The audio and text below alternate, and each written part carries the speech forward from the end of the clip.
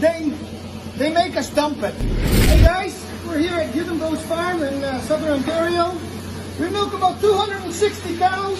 So, but right now we're over our quota. It's regulated by the government and by the DFO. Because it's the end of the month, so tomorrow I dump 30,000 liters of milk. It breaks my heart. By the way, this here, Canadian milk, it's $7 a liter. When I go for my haircut, people say, wow, $7, Jerry, for a little bit of milk.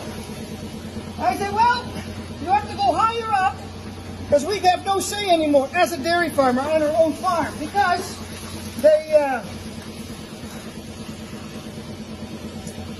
they make us dump it. How you guys dare to put this product on the market for $7 a liter and think that that's okay when there's a lot of mothers, single mothers with maybe a few kids to feed or whatever, or the sick kids hospital it could go to. It could go anywhere, to the food banks. Only one country in the world, here in Canada, there's not the United States, not Europe, where they dump thousands of liters when they're over.